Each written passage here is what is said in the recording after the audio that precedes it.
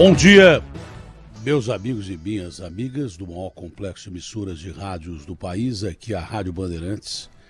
Aqui é o princípio de tudo.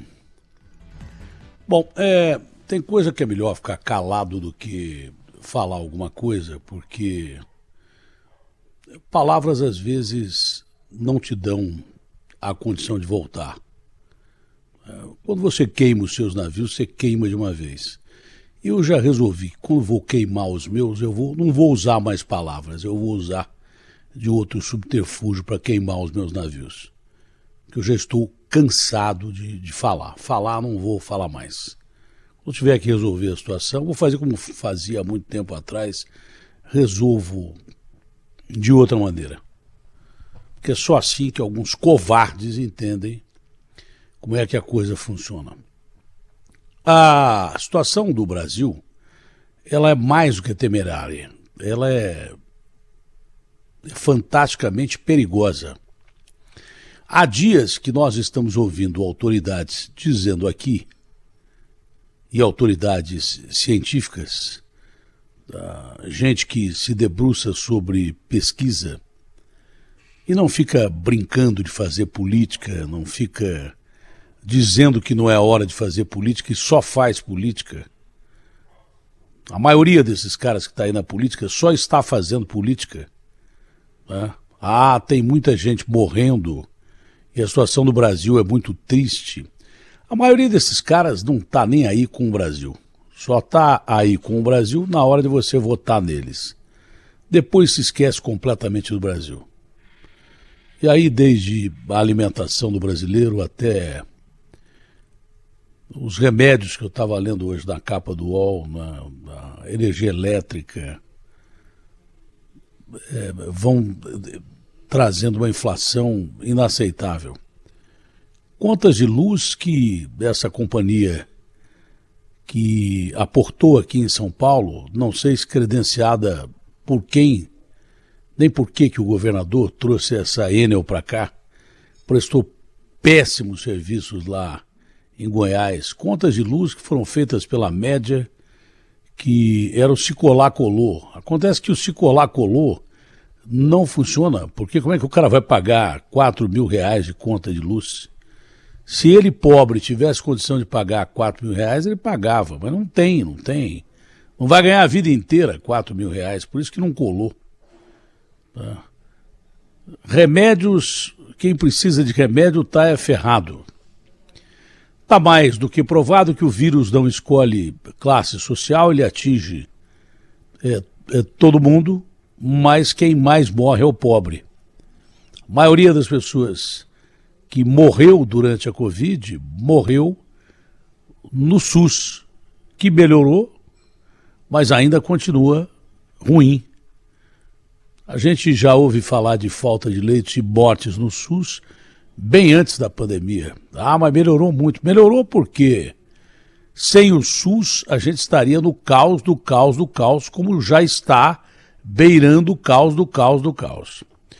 Mas há dias, além dessa situação do brasileiro não poder nem comer direito, nem morar direito, com dignidade, você veja quantas pessoas estão na rua aí, morrendo de frio, se cobrindo com um pedaço de plástico, papel, jornal. Muitos novos moradores de rua foram morar na rua porque simplesmente foram despejados, que não conseguiram pagar aluguel. É rua e fim de papo. A justiça decide, coloca o cara inteiro, com a família fora de casa, e aí já era. E aí mais gente ao Deus dará. É de cortar o coração. Ontem o cara botou 15 graus no estúdio da Band, eu estava quase morrendo de pneumonia. Você imagina o cara com temperaturas de 8 graus, sensação de 6, 5, na rua. E só vai piorar. E aí não tem como você reclamar para o cara botar o ar-condicionado na temperatura razoável, que você sobreviva 3 horas e meia. São, no mínimo, 12, 13 horas de tortura total para quem mora na rua e morre. E tem uma coluna muito boa do Sakamoto, que eu nunca mais me esqueço, que ele fala sobre um cara que, onde ele passava, acabou morrendo, acho que de frio. E ele só foi perceber que o cara existia quando o cara morreu de frio. E é assim mesmo. A gente tropeça em pessoas miseráveis e famintas e não as vê.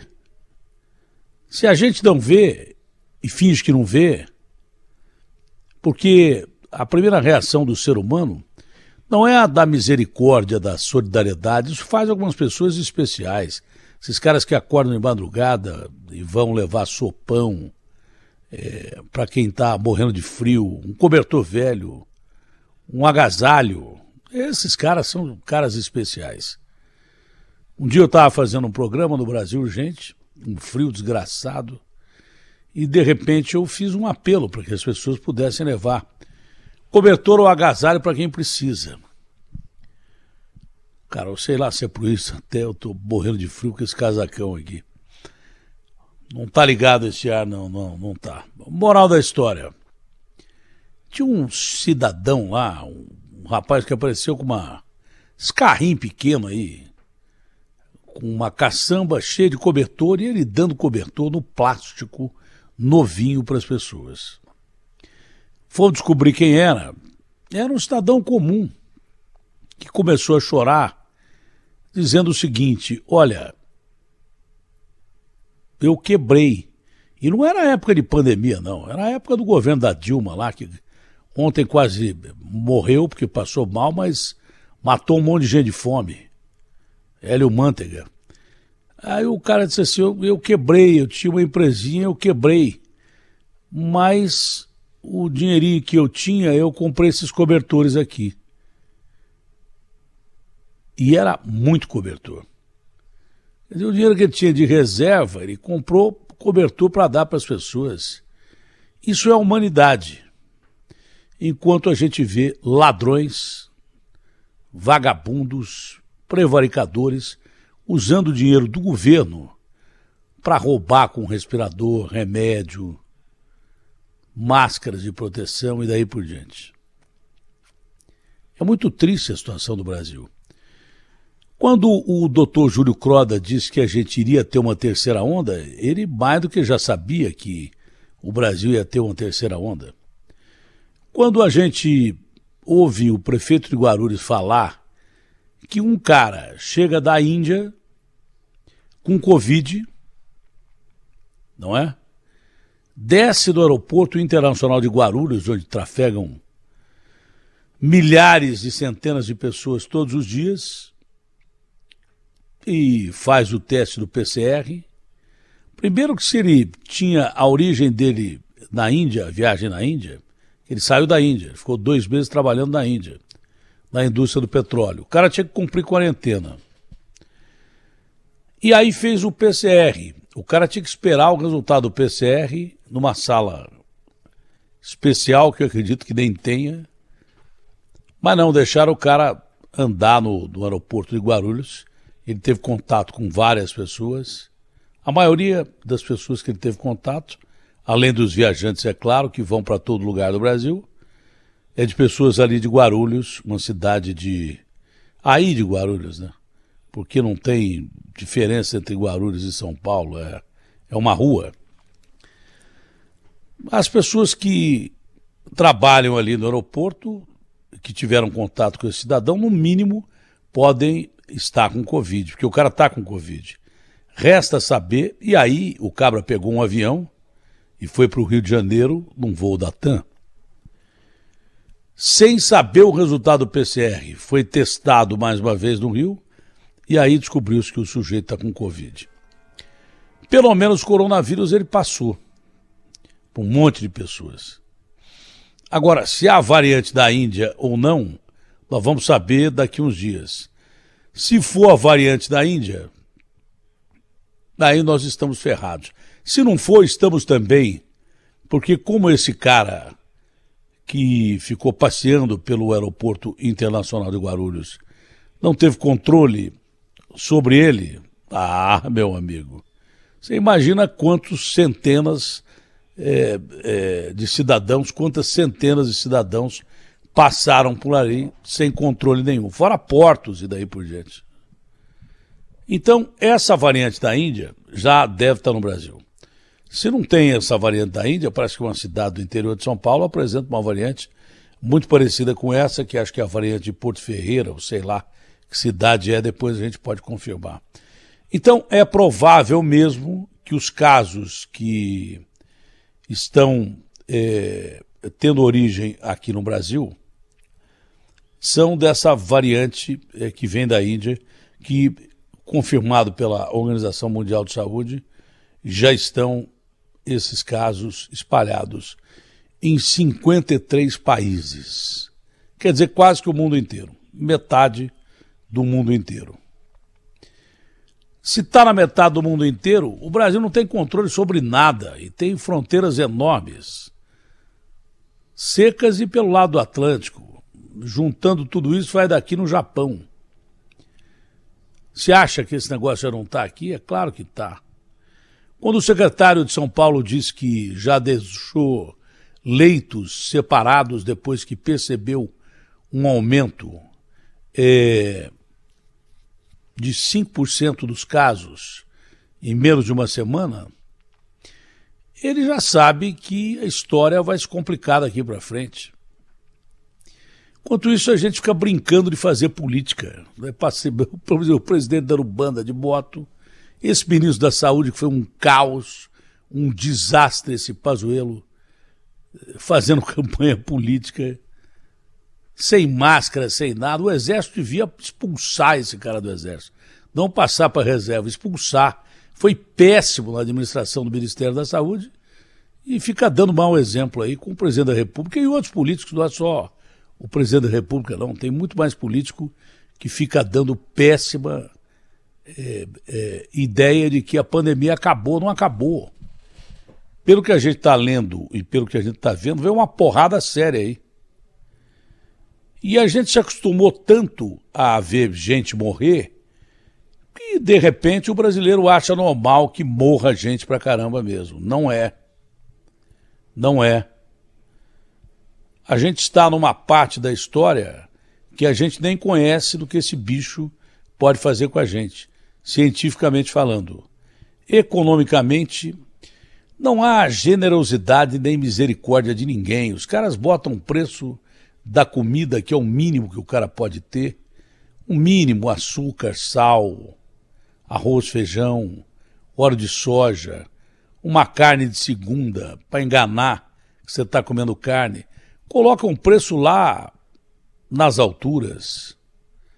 Fala em subir energia elétrica, água, preço de remédio tão absurdo. Onde é que está a humanidade, a misericórdia do ser humano aí? É o que eu disse desde o princípio. Isso tudo é negócio. O cara quer vender vacina, o cara sabe que você precisa de vacina e fica negociando com a vida do ser humano. Só que a gente não tem grana para ficar comprando vacina e esgotou os caminhos diplomáticos para comprar vacina. Chegam 5 milhões de doses, parece que temos a salvação da pátria, com o governador de São Paulo lá reunido, né? Com um grupo de pessoas ali, alguns jornalistas, e falando pra caramba como se a gente tivesse resolvido o problema da vacina em São Paulo e no Brasil. Pô, são 5 milhões de doses, nós temos 44 milhões de habitantes só em São Paulo. Recebe a vacina, bota a vacina para circular e fala que tem vacina. Não precisa ficar fazendo cerimônia. E ontem eu não esperei mesmo, olha, já podemos entrar? Não, a hora que puder entrar me avisa. Pô, tava combinando com uma emissora de televisão, deve ser, porque a gente tava ao vivo ali, e a gente tinha que esperar meia hora pro cabra falar, mas eu não espero mesmo. Não, mas não espero mesmo.